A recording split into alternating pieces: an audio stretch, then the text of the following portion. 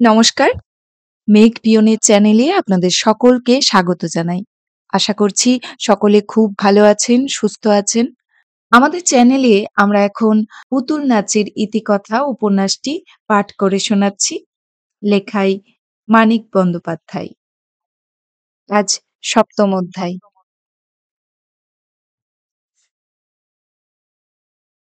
বিবাহের পর মতিকে লইয়া কুমুদ চলিয়া গিয়াছে। কোথায়? হানিমুনে। গাওদিয়ার গেঁয়ো মেয়ে মতি, তাকে লইয়া কুমুদ চলিল হানিমুনে। কিছু টাকা দে শশী। পরাণের কাছে এ ব্যাপারটা বড় দুর্বোধ্য ঠেকিয়াছে। কনে বউকে সঙ্গে লইয়া অনির্দিষ্ট ভ্রমণে বাহির হওয়া, এ কোন দেশি রীতি? মতিকে লইয়া গিয়া উঠিতে পারে এমন আত্মীয় স্বজন কুমুদের কেহ নাই, পরাণ তাহা জানিত। সে আশা করিয়াছিল কুমুদ এখন সস্ত্রীক কিছুদিন শশীর বাড়িতেই বাস করিবে। তারপর মতির রক্ষণাবেক্ষণের ব্যবস্থা করিয়া সংসার পাতিয়া বসিবে শহরে অথবা গ্রামে। রাতারাতি বোনটাকে লইয়া কোথায় উধাও হইয়া গেল কুমুদ। এ বিবাহে পরাণের আনন্দ হয় নাই। শুধু শশীর মুখ চাহিয়া সে সম্মতি দিয়াছিল। হোক সে গরিব গ্রাম্য গৃহস্থ, মতির সে বড় ভাই, কুমুদের গুরুজন। কিন্তু আগাগোড়া কি উদ্ধত অপমানজনক ব্যবহার কুমুদ তার সঙ্গে করিয়া গিয়াছে। শশীও এটা লক্ষ্য করিয়াছিল। রাগ তাহার কম হয় নাই। মতিকে যদি কুমুদ বিবাহ করিতে পারে, মতির দাদাকে সম্মান করিতে পারবে না। কিন্তু মুখে সে কিছুই বলে নাই কুমুদকে। শুধু তার সামনে পরাণের সঙ্গে করিয়াছিল প্রীতি ও শ্রদ্ধাপূর্ণ ব্যবহার, কুমুদ যাতে দেখিয়া শিখিতে পারে। শশীর এ চেষ্টার বিশেষ কিছু ফল হয় নাই। মতির আত্মীয় পরিজনের প্রতি অসীম অবজ্ঞা দেখাইয়া মতিকে কুমুদ গ্রহণ করিয়াছিল। মাঠে পরাণের খেজুর রস জাল হইতেছে। দুপুরে ছাড়া শশীর সময় হয় না বলিয়া পরাণ ১.৫ মাইল পথ হাঁটিয়া আসিয়া কাজের ক্ষতি করিয়া শশীর কাছে বসিয়া থাকে। চওড়া সবল কাঁধ দুটি যেন তাহার শাস্তিতে ঢালু হইয়া আসে। বলে, পত্র দেয় নাই কেন ছোটবাবু? শশী অপরাধীর মতো বলে, কি জানো পরাণ, চিঠিপত্র লেখা কুমুদের অভ্যাস নেই। কলেজে পড়বার সময় ওর বাবা হোস্টেলের সুপারিনটেনডেন্টকে লিখে ওর খবর নিতেন। তাই বলে একবারটি জানাবে না কোথায় গেল, কোথায় উঠল, কি বৃত্তান্ত? মা এদিকে কাঁদা কাটা জুড়েছে। কুমুদকে মনে মনে অভিশাপ দিয়া শশী বলে, আসবে পরাণ, পত্র আসবে। খবর না দিয়া পারে? আজ হোক কাল হোক খবর এক দেবেই। পরাণ কেমন এক প্রকার স্তিমিত বিষণ্ণ দৃষ্টিতে শশীর দিকে চাহিয়া থাকে। নীরবে সে যেন কিসের নালিশ জানায়, মুখ প্রাণীর মতো। শশীর অস্বস্তির সীমা থাকে না। হারু ঘোষের পরিবারে ভালো মন্দের দায়িত্ব শশীকে কেহ দেয় নাই। তবু চিরদিন ওদের মঙ্গল করিতে চাহিয়াছে বলিয়া আপনা হইতে দায়িত্ব যেন তাহার জন্মিয়াছে। কিন্তু কি মঙ্গল সে করিতে পারিয়াছে ওদের? তার দোষ নাই। তবু তারই জন্য কুসুম যেন কেমন হইয়া গেল। একটা খাপছাড়া বিপজ্জনক বিবাহ হইল মতির।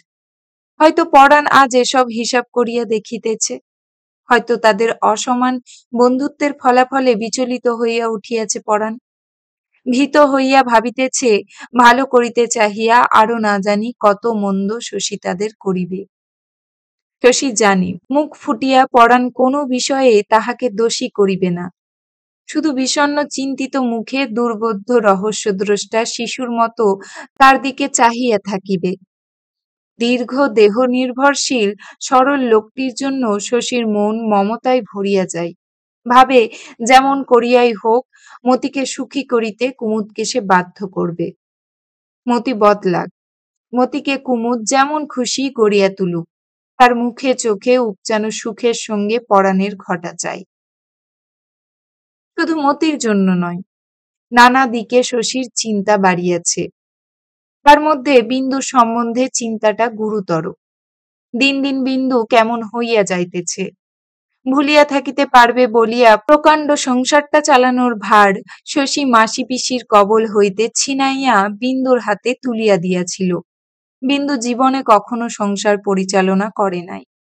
সে কেন এ ভার বহন করিতে পারিবে? তাছাড়া বিন্দুর ভালোও লাগে নাই। সব ভার সে আবার একে একে মাসি পিসিকে ফিরাইয়া দিয়াছে। কাজ করিতে বিন্দুর আলস্য বোধ হয়। মানুষের সঙ্গ তাহার ভালো লাগে না। কথাবার্তা কারো সঙ্গেই সে বেশি বলে না।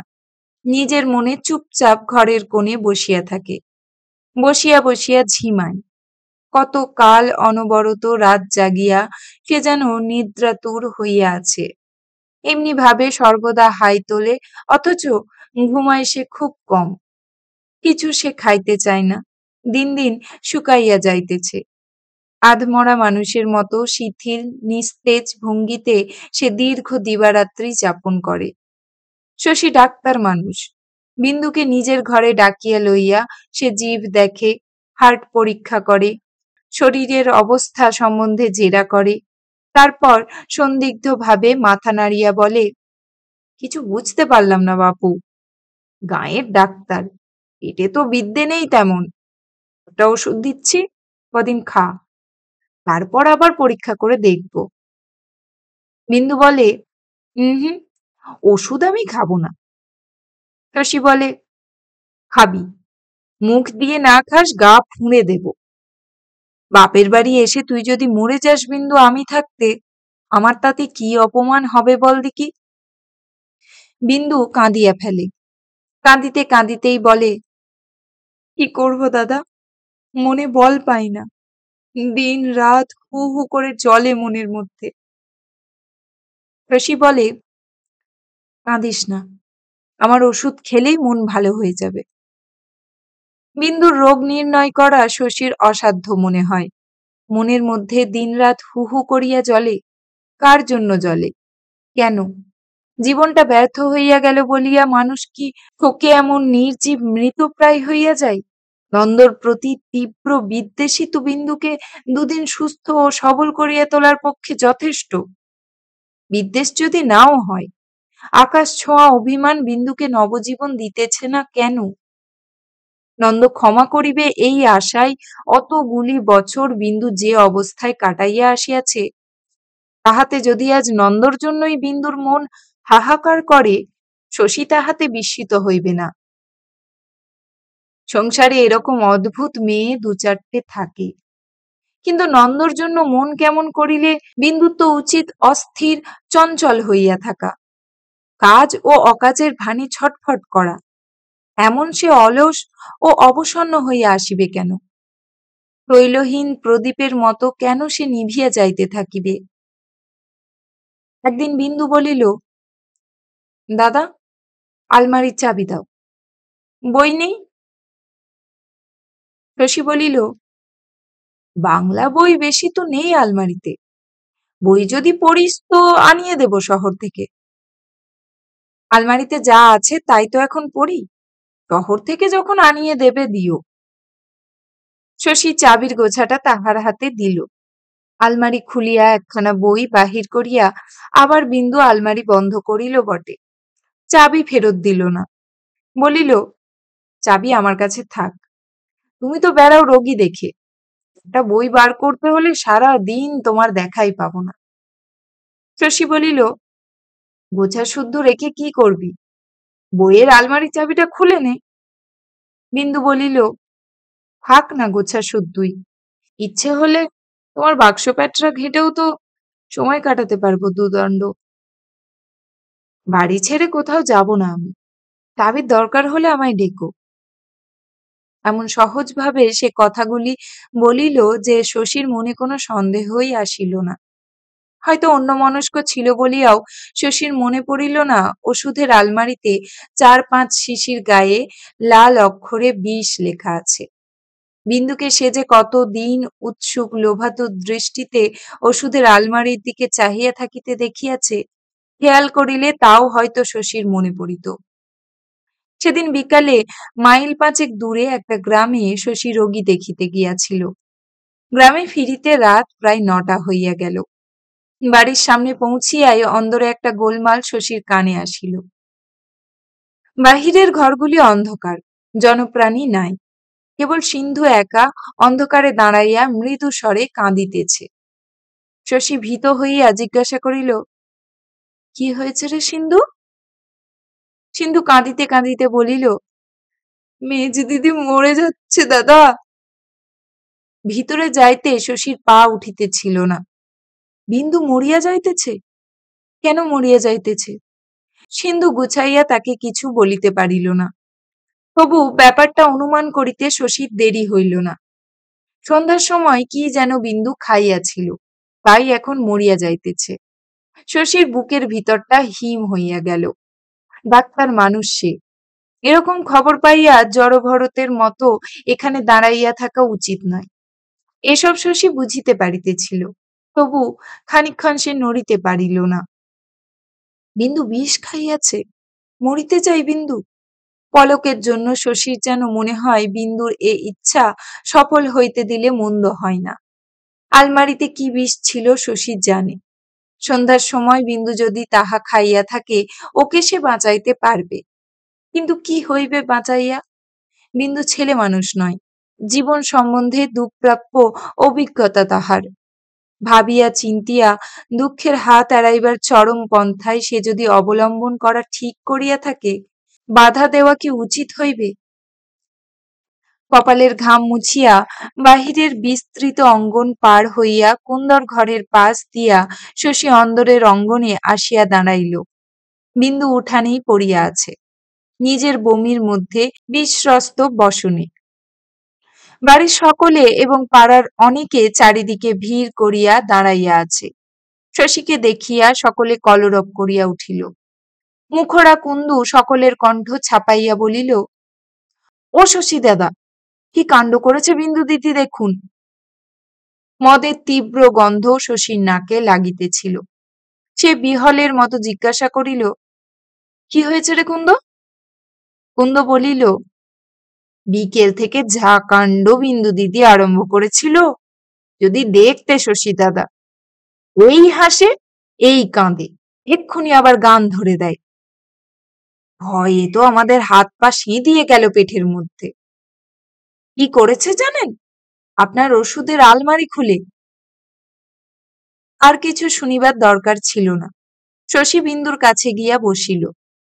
নারী দেখিয়া কুন্দকে বলিল, এখানে এমন করে পড়ে আছে, ধুইয়ে মুছিয়ে ঘরে নিয়ে শুইয়ে দিতে পারলি না তোরা কেউ? কুন্দ কৈফিয়ত দিয়া বলিল, ধরতে গেলে কামড়াতে আসে যে। শশী বলিল,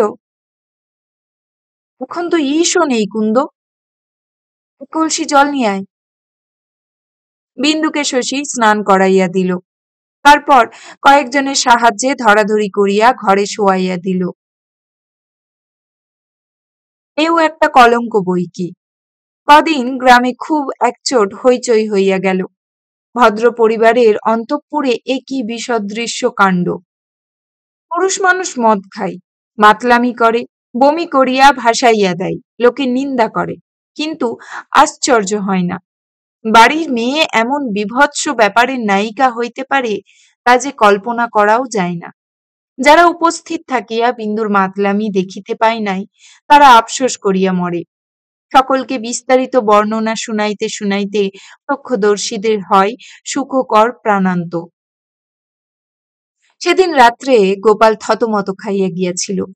সারা রাত্রি নিষ্ক্রিয় অবস্থায় গুমরাইয়া গুমরাইয়া পরদিন সকালবেলা তাহার ক্রোধের আগুন দাউ দাউ করিয়া জ্বলিয়া উঠিল। বিন্দুকে আনিবার অপরাধে শশীকে সে গালাগালি করিল। অকথ্য চিৎকার করিয়া বিন্দুকে সে বারবার বলিল দূর হইয়া যাইতে। এমন হতভাগ্য যে মেয়ে, গোপালের বাড়িতে তার একদম ঠাঁই হইবে না। শশী নির্বাক হইয়া রহিল। বিন্দু ঘরে খিল দিয়াছিল, সেও কোনো সাড়া শব্দ করিল না। সমস্ত সকালটা বাড়ি তোলপাড় করিয়া একজন মুন্সিকে খড়ম দিয়া পিটাইয়া জামা চাদর লইয়া ছাতা বগলে গোপাল বাহির হইয়া গেল। বলিয়া গেল কলিকাতা যাইতেছে, কারণ গ্রামে তাহার মুখ দেখাইবার উপায় নাই। ফিরিয়া আসিয়া বিন্দুকে যদি গৃহে দেখিতে পাই, বাড়িঘরে গোপাল আগুন ধরাইয়া দিবে। মেজাজটা শশীর বিগড়াইয়া গিয়াছিল। বিন্দুর উপরে কিন্তু তাহার রাগ হইল না। দিন তিনেক বিন্দু ঘরের বাহিরে আসিল না। দিবারাত্রি খিল দিয়া ঘরের মধ্যে নিজেকে নির্বাসিত করিয়া রাখিল। শুধু শশীর ডাকাডাকিতে বাহিরে আসিয়া পুকুরে ডুব দিয়া আসে, ঘাড় গুঁজিয়া দুটি ভাত মুখে দেয়, তারপর আবার ঘরে গিয়া খিল বন্ধ করে। কেহ কথা বলিলে জবাবও দেয় না, মুখও তোলে না।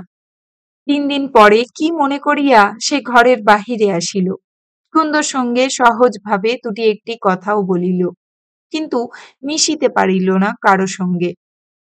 এখানে আসিয়া অবধি যেরকম নির্জীব নিঃসঙ্গ জীবনযাপন করিতেছিল, তেমনি ভাবে দিন কাটিতে লাগিল। একটা অনাবশ্যক ব্যস্ততার সঙ্গে শশী ঘুরিয়া বেড়ায়, কর্তব্য কাজগুলি সম্পন্ন করে। এতদিন সে রোগীর পরিবারের আত্মীয় বন্ধুর মতো রোগী দেখিয়াছে, ওষুধের সঙ্গে দিয়াছে আশ্বাস। এখন সে গম্ভীর মুখে রোগীর নাড়ি টেপে, সামান্য কারণে রাগিয়া আগুন হইয়া ওঠে। কোনো কথা একবারের বেশি দুবার বলিতে হইলে বিরক্তির তাহার সীমা থাকে না। সময়টা চৈত্র মাস। কড়া রোদে মাঠ ভাঙিয়া শশীর পালকি গ্রাম হইতে গ্রামান্তরে যায়। হু হু করিয়া গরম বাতাস বহিতে থাকে। পালকির মধ্যে নিক্রিয় উত্তপ্ত অবসর শশী ভাবিয়া ভাবিয়া ক্ষয় করিয়া ফেলে।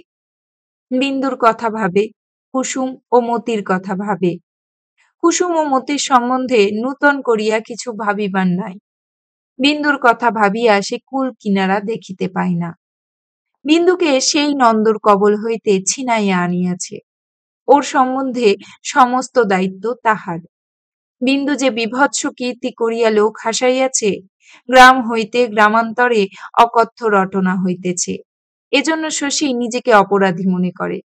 তারই দোষ, যে বিষয়ে সে দায়িত্ব গ্রহণ করে তাই ভ্যাস্তাইয়া যায়। একটা অদৃশ্য দুর্বার শক্তি যেন অহরহ তার বিরুদ্ধে কাজ করিতেছে। রূপসী সেনদিদির স্নেহপাত্র ছিল। কুরূপা সেনদিদিকে এড়াইয়া চলিবার ইচ্ছার জন্য তাই নিজেকে আজ অশ্রদ্ধা করিতে হয়। পরিবারের সঙ্গে ঘনিষ্ঠতা করিয়াছিল। তারপর যেদিন আপন হইতেই ওদের অভিভাবকের আসনটি সে পাইয়াছে, সেদিন চিনিতে পারিয়াছে কুসুমের মন, নষ্ট করিয়াছে মতির ভবিষ্যৎ। এবার বিন্দুর এই অবস্থা দাঁড়াইল। বিন্দুকে আনিবার সময় কত কল্পনাই সে করিয়াছিল। ধীরে ধীরে বিন্দুর মনকে সুস্থ করিয়া তুলিবে। গ্রামের শান্ত আবেষ্টনীতে মনে ওর শান্তি আসিবে। তার স্নেহ, যত্ন, সাহচর্যে স্বামীহীনা নারীর যত রস ও আনন্দ জীবনে থাকা সম্ভব, ক্রমে ক্রমে সব আসিবে বিন্দুর জীবনে। বই পড়িতে এবং ভাবিতে শিখাইয়া একটি অপূর্ব অস্তলোক ওর জন্য সে সৃষ্টি করিয়া দিবে। তা যে কত দূর অসম্ভব আজ আর বুঝিতে শশীর বাকি নাই। ভাবিতে শশীর কষ্ট হয়। তবু ইহা সত্য যে শুধু নেশার জন্যে বিন্দু সেদিন মদ খাইয়াছিল, আর কোনো কারণে নয়।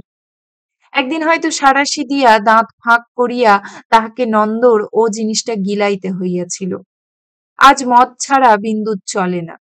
তাছাড়া শুধু মদের নেশা নয়, ৭ বছর ধরিয়া নন্দ তাহাকে যে উত্তেজনায় অস্বাভাবিক জীবন দিয়াছিল, সেই জীবনও বিন্দুর অপরিহার্য হইয়া উঠিয়াছে। তাহার বিপুল বিকারগ্রস্ত বিরহ তো শুধু নন্দর জন্য নয়, লজ্জাকর বিলাসিতার জন্য, সঙ্গীত ও উন্মত্ততার জন্য। গ্রামের বৈচিত্র্যহীন স্তিমিত নিস্তেজ জীবন বিন্দুর সহিতেছে না। কি উপায় হইবে বিন্দুর? নন্দর কাছে ফিরিয়া যাইবে? তাহাতেও লাভ নাই। যে বিকৃত অভ্যস্ত জীবনের জন্য বিন্দু মরিয়া যাইতেছে, সে জীবনে ফিরিয়া গেলেও তার সমস্যার মীমাংসা হইবে না। গায়ের জোরে এই অস্বাভাবিক জীবনে বিন্দুর অভ্যাস জন্মানো হইয়াছে। তাই গৃহস্থ কন্যার একটি সংস্কারও তার মরিয়া যায় নাই। ওই অশান্ত, উদ্দাম, লজ্জাকর অবস্থায় দিন কাটাইতে না পারিলে আর চলিবে না। কিন্তু সেজন্য লজ্জায় দুঃখে অনুতাপে যন্ত্রণাও সে পাইবে অসহ্য। আকণ্ঠ মদের পিপাসার সঙ্গে বিন্দুর মনে মদের প্রতি এমন মারাত্মক ঘৃণা আছে যে নেশার শেষে আত্মগ্লানিতে সে আধমরা হইয়া যায়। কি হইবে বিন্দুর? বিন্দুর লজ্জা ভাঙিয়াছে, কোন ঠাসা ভীরু জন্তুর একটা হীন সাহস জাগিয়াছে তাহার। রাত দুপুরে উঠিয়া আসিয়া সে দরজা ঠেলিয়া শশীর ঘুম ভাঙায়, ঘুমের ওষুধ চাই, মাথা ধরার প্রতিকার প্রার্থনা করে। শশী বলে, চুপচাপ শুয়ে থাকবি যা, ঘুম আসবে, মাথা ধরাও কমে যাবে। বিন্দু কাঁদিয়া বলে, না দাদা, দাও, ঘুমের ওষুধ দাও, এত কষ্ট যে সইতে পারি না। নিশুতি রাতে তাহার শীর্ণ কম্পিত শরীর আর জলজলে চোখের গাঢ় তৃষ্ণা শশীকে উতলা করিয়া তোলে। বুঝাইয়া সে পারিয়া ওঠে না। বিন্দু কোনো কথা কানে তোলে না, অবুঝ শিশুর মতো ঘুমের ওষুধ চাহিতে থাকে। শশী বলে, তোর একটু মনের জোর নেই বিন্দু? বিন্দু বলে, মরে গেলাম আমি, মনের জোর কোথা থেকে পাবো? শশী একটা ওষুধ তৈরি করিয়া তাকে দেয়। বিন্দু সে ওষুধ মেঝেতে ঢালিয়া ফেলে। শশীর পা জড়াইয়া ধরিয়া বলে, একটু ভালো ওষুধ দাও, একটুখানি দাও, দাও না একটু ভালো ওষুধ আমাকে। ব্রান্ডির বোতল শশী বাক্সে বন্ধ করিয়া রাখিয়াছিল, আলমারিতে রাখিতে সাহস পায় নাই। চাবির অভাবে কাঁচ ভাঙিয়া বোতলটা আয়ত্ত করা বিন্দুর পক্ষে অসম্ভব নয়। খানিকক্ষণ সে অবুলষ্ঠিতা বিন্দুর দিকে চাহিয়া থাকে, তারপর বলে, পা ছাড়, দিচ্ছি। ওষুধের গ্লাসে ঘুমের ওষুধ খাইয়া বিন্দু ঘুমাইতে যায়। শশী চুপ করিয়া জাগিয়া বসিয়া থাকে। কত যে মশা কামড়ায় তাহাকে, তাহার ইয়ত্তা নাই। শশী ভাবে, কেন সে এমন অক্ষম, কেন অসহায়? শান্তি দিবে বলিয়া যাকে সে কুড়াইয়া আনিয়াছিল, রাত দুপুরে তাকে তার মদ পরিবেশন করিতে হয় কেন? দিন-দশে কলিকাতায় থাকিয়া গোপাল ফিরিয়া আসিল।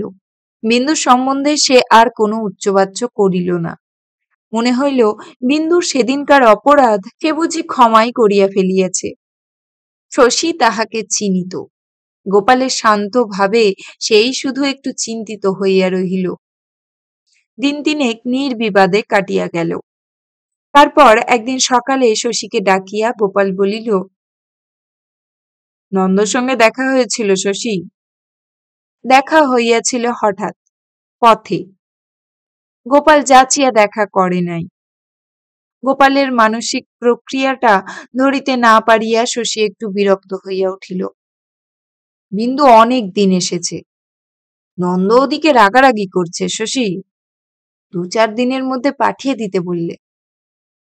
শশী স্পষ্ট জিজ্ঞাসা করিল, পাঠিয়ে দিতে বললে না আপনি কথার ভাবে অনুমান করলেন? গোপাল জোর দিয়া বলিল, পাঠিয়ে দিতেই বললে। তুমি ওকে রেখে আসতে পারবে? শশী বলিল, পারব, কাল দিন ভালো আছে, কালকেই রওনা হয়ে যাও। তাই হোক, যাইতে যদি হয় বিন্দুকে কাল গেলে কোনো ক্ষতি নাই। বিন্দুকে শশী কথাটা তখনই শুনাইয়া দিল। বিন্দু একটু হাসিল। ভাই চলো দাদা, সেই ভালো। শশী বলিল, এমন জানলে আমি তোকে আনতাম না বিন্দু, শুধু কষ্ট পেলি। ওদিকে নন্দ রেগে রইল, কোনো লাভ হলো না। বিন্দু বলিল, লাভ হলো বই কি দাদা, চলে না এলে কি করে বুঝতাম ওখানে অমনি ভাবে থাকা ছাড়া আমার গতি নেই। এবার আর কিছু না হোক, মুক্তির কল্পনা করে অযথা ব্যাকুল হব না। হয়তো এবার মনও বসবে, হয়তো এবার খুব সুখেই থাকবো। বিদায় নেওয়া ঠিক হইয়া গেল বলিয়া বোধহয় বিন্দু এত দিন পরে গ্রামের দিকে চাহিয়া দেখিল, আত্মীয় পরিজনের সঙ্গে মেলামেশা করিল। সেদিনকার কাণ্ডের পর সকলের সঙ্গে ঘনিষ্ঠতা করিতে আজ বিন্দুর সংকোচ হওয়া উচিত ছিল। এ বাড়ির উঠানে নিজের বমির মধ্যে সে যে একদিন গড়াগড়ি দিয়েছিল সকলের সঙ্গে, হঠাৎ তার অবাধ অকুণ্ঠ ব্যবহার দেখিয়া মনে হইল না সে কথা বিন্দুর স্মরণ আছে। রান্না রান্নাঘরে কুন্দর ছেলেকে কোলে করিয়া বসিয়া অনেকক্ষণ সে সকলের সঙ্গে গল্প করিল, হাসিল পর্যন্ত। সে যেন স্বামীর গৃহে সহজ ও সাধারণ বধূ জীবনযাপন করিয়া বহুদিন পরে বাপের বাড়ি আসিয়াছে। জীবনে তাহার গ্লানি নাই, অস্বাভাবিকতা নাই, মন ভরা তাহার নির্মল আনন্দ। খবর পাইয়া পাড়ার শুদ্ধ মেয়েরা বিন্দুকে দেখিতে আসিল।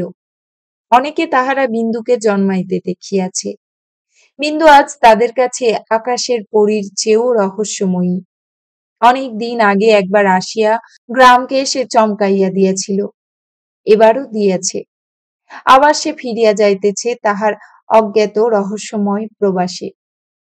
তাদের গাঁয়ের মেয়ে বিন্দু। কুসুম এবং পরাণও আসিল। কুসুম চুপি চুপি বিন্দুকে বলিল, বড্ড যে হাসি খুশি দিদি। বিন্দু বলিল, বরের কাছে যাব যে ভাই। শীর্ণ মুখে সে অকথ্য হাসি হাসিল। আবার কবে আসবে? আর তো আসবো না বউ। পরাণ শশীকে বলিল, মতিদের খোঁজ করবেন ছোটবাবু? শশী বলিল, করব বই কি, বৈশাখ মাস পড়ল না? বৈশাখ মাসে কুমুদ সরস্বতী অপেরায় যোগ দেবে বলিয়াছিল পরাণ। দলটার ঠিকানা অবশ্য আমি জানি না, তবে খোঁজ পেতে কষ্ট হবে মনে হয় না। খবর যদি পান ছোটবাবু, মতিকে নিয়ে আসবেন। 2 মাস হলো গেছে, ছেলে মানুষ তো, কাটা কাটা করছে হয়তো। 2 মাস গিয়াছে, তাই তো বটে। পরাণের মুখের দিকে শশী চাহিতে পারে না। 2 মাস হইল মতি গ্রাম ছাড়া, এর মধ্যে একটা খবরও আসে নাই। টাকা চাহিয়াও কুমুদ যদি একখানা পত্র লিখিত, যদি দেখা হয় কুমুদের সঙ্গে, একটা বোঝাপড়া করিতে হইবে, বুঝাইয়া দিতে হইবে সে কত বড় দায়িত্বজ্ঞানহীন রাস্কেল। আচ্ছা, মতি তো একখানা চিঠি লিখিতে পারিত, তাহার আঁকা বাঁকা অক্ষরে। কেন লিখিল না? কুমুদের সঙ্গে খেলা করিয়া সময় পায় না? এই ক্ষমতা কুমুদের আছে, মানুষকে সে আত্মভোলা করিয়া দিতে পারে। তাছাড়া হয়তো কুমুদ যেমন বিবরণ, যেমন লেখে, মিলনে তেমনি অতল উচ্ছল আনন্দে মতি বিশ্ব সংসার ভুলিয়া গিয়াছে। শশী একটু হাসে।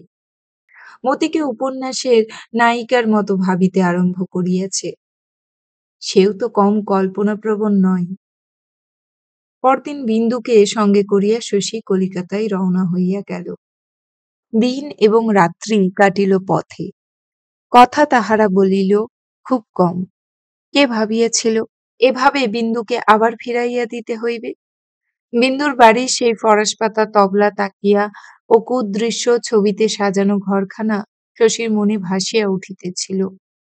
সে ভাবিতেছিল তার আলমারিতে বোতলের পাশে লেবেল আঁটা বিষের শিশি ছিল। বিন্দু কেন বিষ খাইল না? বেলা প্রায় 10টার সময় তাহারা বিন্দুর বাড়ি পৌঁছিল। দারোয়ান খুব ঘটা করিয়া সেলাম করিল বিন্দুকে। বিন্দুর দাসী এক গাল হাসিল।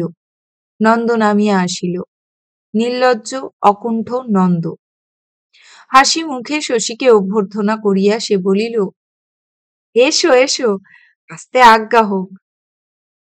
শশী বলিল, আসতে পারবো না নন্দ, কাজ আছে। বিন্দু মিনতি করিয়া বলিল, একটু বসে যাবে না দাদা? কাজ আছে বিন্দু। শশী নামিয়া দাঁড়াইয়াছিল, এবার গাড়িতে উঠিয়া বসিল। বিন্দু তাকে আর নামিতে অনুরোধ করিল না, শুধু বলিল, গায়ে ফেরার আগে যদি সময় পাও একবারটি খবর নিয়ে যেও। বিন্দু ভিতরে চলিয়া গেল। শশীর গাড়ি চলিতে আরম্ভ করিলে গাড়োয়ানকে থামিতে বলিয়া নন্দ কাছে আগাইয়া আসিল। শশীর মনে হইল নন্দ খুব রোগা হইয়া গিয়াছে, চোখে রাত জাগার চিহ্ন। খবর নিতে বোধহয় আসবে না। নন্দ জিজ্ঞাসা করিল, কি করে বলি, সময় পাবো না হয়তো, বলিল শশী। নন্দ একটু ভাবিল, এলে ভালো করতে শশী, ওকেই কাল বাড়ি নিয়ে যাব ভাবছি। মা ওরা সব যে বাড়িতে আছেন সেইখানে, এ বাড়িটা বেচে দেব। নূতন লোকের মধ্যে গিয়ে পড়ে একটু হয়তো বিব্রত হয়ে পড়বে, তুমি গিয়ে দেখা করলে ভালো লাগবে, ওর মন বসতে সাহায্য হবে। শশী অবাক হইয়া বলিল, বিন্দুকে বাড়ি নিয়ে যাবে? নন্দ বলিল, তাই ভাবছিলাম, এখানে যখন থাকতে চায় না, বাড়িই চলুক। একবার তোমার সঙ্গে চলে গেল, পরের বার যদি জন্মের মতো আমাকে ত্যাগ করে বসে। কি জানো শশী, বুড়ো বয়সে এসব হাঙ্গামা ভালো লাগে না। এখানে নিজের মনে কত আরামে ছিল, ভিড় নেই, ঝঞ্ঝাট নেই, সব বিষয়ে স্বাধীন। আর যদি ভালো না লাগে, চলুক তবে, যেখানে থাকতে ভালো লাগবে সেইখানে। আমার কি, আমি কাজের মানুষ, কাজ নিয়ে থাকি নিজের। এ সুবুদ্ধি তোমার আগে হলো না কেন নন্দ? নন্দ হঠাৎ এই কথার জবাব দিতে পারিল না। তারপর ছেলে মানুষের মতো বলিল, আগে কি করে জানবো যে পালিয়ে যাবে? বেশ তো হাসি খুশি দেখতাম। শশী একবার ভাবিল নন্দকে বুঝাইয়া এ মতলব ত্যাগ করিতে বলে। 7 বছর ধরিয়া যে অন্যায় সে করিয়াছে, আজ অসময়ে কেন তার প্রতিকারের চেষ্টা সফল হইবার সম্ভাবনাও নাই। ঘোমটা টানিয়া বিন্দু আজ এত কাল পরে শাশুড়ি ননদ সতীনের সংসারে নিরীহ বধূটি সাজিতে পারবে কেন? পা যদি পারিত, গাওদিয়ার উত্তেজনাহীন সহজ জীবন তাহার অসহ্য হইয়া উঠিত না। শেষ পর্যন্ত শশী মনে করিল, নন্দর সঙ্গে এ আলোচনা করা চলে না। গতবার কুসুমদের সঙ্গে করিয়া যে হোটেলে উঠিয়াছিল, এবারও শশী সেইখানে গেল। কুমুদের দেখা পাইবার আশায় মতি যে এখানে আগ্রহে ব্যাকুল হইয়া উঠিয়াছিল, সে কথা শশীর মনে আছে। মতি, অতটুকু মেয়ে মতি, কি মন্ত্রই কুমুদ জানে। বেহিসাবি নিষ্ঠুর যাযাবর কুমুদ। পরদিন শশী কুমুদের খোঁজ করিল। একটা থিয়েটারের সাজ পোশাকের দোকানে বিনোদিনী অপেরার ঠিকানা পাওয়া গেল। সরস্বতী অপেরার সন্ধান কেহ শশীকে দিতে পারিল না। কুমুদ বলিয়াছিল বিনোদিনী অপেরার সঙ্গে তাহার সম্পর্ক চুকিয়াছে, ওখানে খোঁজ করিয়া লাভ হইবে কিনা সন্দেহ। তবু শশী শেষ বেলায় চিতপুরে একটা বাড়ির দোতলায় অধিকারীর সঙ্গে দেখা করিল। সদ্য ঘুম ভাঙা অধিকারী বলিল, কুমুদ, অঘ্রাণ মাস থেকে সে শালাকে আমরাও খুঁজছি মশাই। ভাঁওতা দিয়ে 3 মাসের মাইনে আগাম নিয়ে সরেছে। দুদিন পরে শ্রীপুরে রাজবাড়িতে বায়না ছিল, একেবারে ডুবিয়ে দিয়ে গেছে মশাই। অধিকারী আরক্ত চোখে কটমট করিয়া শশীর দিকে চাহিল। মশাইয়ের কি সর্বনাশটা করেছে শুনতে পাই? শশী একটু হাসিল। সে কথা শুনে আর কি হবে? সরস্বতী অপেরার ঠিকানাটা বলতে পারেন? সরস্বতী অপেরা? নামও শুনিনি। এইখানে তবে ইতি কুমুদকে খোঁজ করার। শশী চলিয়া আসিতেছিল। অধিকারী বলিল, কুমুদের সঙ্গে আপনার দেখা হবে কি? শশী বলিল, তা বলতে পারি না, হওয়া সম্ভব। অধিকারী বলিল, দেখা হলে একবার জিজ্ঞেস করবেন তো, এই কি ভদ্রলোকের ছেলের কাজ? আচ্ছা থাক, ওসব কিছু জিজ্ঞেস করে কাজ নেই। বাবুর আবার অপমান জ্ঞানটি টনটনে। বলবেন যে অধর মল্লিক ও 200-400 টাকার জন্য কেয়ার করে না। পালাবার কি দরকার ছিল রে বাপু? হ্যাঁ, চাইলে ও কটা টাকা তোকে আমি দিতে পারতাম না? 3 বছর তুই আমার দলে আছিল, ছেলের মতো তোর পরে মায়া বসেছে। গলাটা অধিকারীর ধরিয়া আসিল। কে জানে শ্লেষ্মায় কি মমতায় চোখ পিটপিট করিয়া বলে, আমার ছেলেপিলে নেই জানেন, একটা মেয়ে ছিল, বাপ বটে আমি, তবু বলি দেখতে শুনতে মেয়ের আমার তুলনা ছিল না মশাই। রং যাকে বলে আসল গৌর। কুমুদের সঙ্গে বিয়ে দেব ভেবেছিলাম, ছোঁড়ার কি আর বিয়ে টিয়ের মতলব আছে? একদম পাষণ্ড। তাই না কেষ্টনগরের এক ডাকাতের হাতে মেয়ে দিতে হলো, যন্ত্রণা দিয়ে মেয়েটাকে তারা মেরে ফেললো। সেই থেকে কি যে হলো আমার, সংসারে আর মন নেই। দল একটা করেছি, কেউ ডাকলে ডুকলে পালা গেয়ে আসি, কিছু ভালো লাগে না মশাই।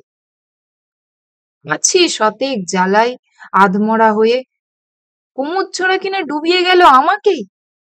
ছোঁড়ার দেহে এক ফোঁটা মায়া দয়া নেই। আমি হলে তো বাবু পারতাম না একটা শোকাতুর মানুষের ঘাড় ভেঙে পালাতে। ছোঁড়াটা কি? বিস্ময়ে ও আবেগে অধিকারী শুধু মাথায় নাড়িল খানিকক্ষণ, তারপর আরো বেশি অন্তরঙ্গ হইয়া বলিল, আপনাকে খুলেই বলি দাদা, কুমুদ গিয়ে থেকে দলটা কানা হয়ে গেছে। ঠাসা পাঠ বলতো। 20 বছর আছি এ লাইনে, অমনটি আর দেখিনি। দেখা হলে বলবেন, পাকা গেছে যাক, আসুক, কাজ করুক, পুরনো কাসুন্দি ঘাটবার পাত্র অধর মল্লিক নয়। 10-20 টাকা মাইনে বেশি চাই, আমি কি বলেছি দেব না? ঘটনাটা কি? দিন তিনেক শশী আরো কয়েকটা দলে কুমুদের খোঁজ করিল, কোনো সন্ধান পাওয়া যায় না। অনেক রোগী ফেলিয়া আসিয়াছে, বেশি দিন কলিকাতায় বসিয়া থাকিবার উপায় শশীর ছিল না। পরদিন সে গাওদিয়া ফিরিয়া যাইবে ঠিক করিল। বাকি জীবনটা কলিকাতায় বসিয়া মতির খোঁজ করিলে তো আর চলিবে না। গ্রামে ফিরিবার এই আভ্যন্তরিক তাগিদ সেদিন রাত্রে শশীকে একটু অবাক করিয়া দিল। শশীর ঘরখানা রাস্তার উপরে। অনেক রাত্রে চৌকির প্রান্তে জানালার ধারে সে বসিয়াছিল। পথে তখন লোক চলাচল কমিয়াছে, দোকানপাট বন্ধ হইয়াছে। কাল তাহাকে গ্রামে ফিরিতে হইবে। একদিন গ্রাম ছাড়িয়া আসিয়া বৃহত্তর বিস্তৃততর জীবন গঠনের কল্পনা করিয়া সে দিন কাটায়। আর ইতিমধ্যেই এমন অবস্থা দাঁড়াইয়াছে যে 1 সপ্তাহ বাহিরে আসিয়া তাহার থাকা চলে না। কলেরা, বসন্ত, কালাজ্বর, টাইফয়েড এবং আরো অনেক ছোট বড় রোগে আক্রান্ত যাদের সে ফেলিয়া আসিয়াছে, একে একে তাদের কথা মনে পড়িলে আর একটা দিনও অকারণে কলিকাতায় বসিয়া থাকিবার সংকল্পে নিজেকে তাহার খেয়ালি বর্বর মনে হইতেছে। কে জানে ওদের কে ইতিমধ্যেই মরিয়া গিয়াছে, কার অবস্থা গিয়াছে খারাপের দিকে। ফিরিয়া গিয়া আবার ওদের রোগশয্যা পার্শ্বে বসিতে না পারিলে মনে তো স্বস্তি পাইবে না। এ কি বন্ধন, এ কি দাসত্ব! শশীর রাগ হয়, এ দায়িত্ব সে মানিবে না। এত কিসের নীতি জ্ঞান! গ্রামে তো সে ফিরিবে না 1 মাসের মধ্যে। সে কি মানুষের জীবন মরণের মালিক? যতদিন গ্রামে ছিল, যে ডাকিয়াছে চিকিৎসা করিয়া আসিয়াছে। এখন যদি রোগীরা তার চিকিৎসার অভাবে মরিয়া যায়, মরুক। 3 বছর আগে সে ডাক্তারি পাশ করে নাই, তখন কি করিয়াছিল গাঁয়ের লোক? এখনো তাই করুক। শশী কিছু জানে না। আপনারা এতক্ষণ শুনছিলেন মানিক বন্দ্যোপাধ্যায়ের পুতুল নাচের ইতিকথা। আমাদের গল্প পাঠ ভালো লাগলে চ্যানেলটি অবশ্যই সাবস্ক্রাইব করে রাখবেন, এতে আমাদের কাজের আরো উৎসাহ বাড়ে। এবং নিয়মিত আপডেট পেতে অবশ্যই নোটিফিকেশন অন করে নেবেন। আমরা নিয়মিত গল্প পাঠ করে শোনাচ্ছি। ধন্যবাদ।